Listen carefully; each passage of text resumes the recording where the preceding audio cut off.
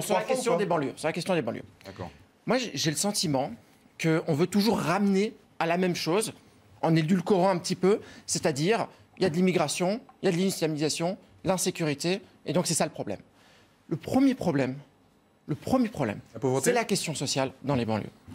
Là, vous voyez le reportage, il a commencé à Bagnolet. Bagnolet qui est, et d'ailleurs le tournage a eu lieu sur la dalle Thorez, on reconnaît, qui est un quartier qui va faire l'objet d'une rénovation urbaine. Vous avez un taux de pauvreté qui est gigantesque dans ce quartier. Vous avez des personnes qui sont au chômage depuis des années et des années. Vous avez une insécurité très importante, c'est vrai. Mais pourquoi il y a une insécurité importante?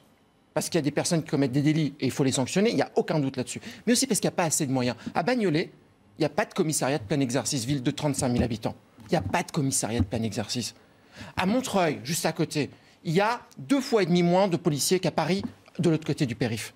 Ça, c'est un sujet sur la question des banlieues.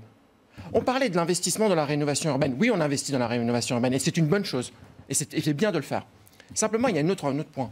C'est que les besoins sociaux dans ces territoires, ils sont beaucoup plus importants qu'ailleurs. On a besoin de centres sociaux, on a besoin de centres de santé, on a besoin d'accompagnement dans l'école. Comment ça se fait que la démographie augmente dans ces territoires et que derrière, on ne donne pas les moyens pour construire de nouvelles écoles?